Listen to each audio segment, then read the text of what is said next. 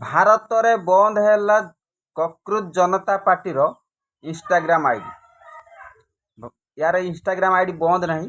बर्तमान देखिली 22.8 million followers अच्छा अधिक फॉलोअर्स अच्छा पाकिस्तान 50% पाखापाखि अच्छा पाकिस्तान रु 14-15% अच्छा अमेरिका रु 14-15% भी सेमती अच्छा चीन रु। ये हूँ भारत भितर नुहे ये भारत बाहर भारतर दंगा करने को चाहूँगी।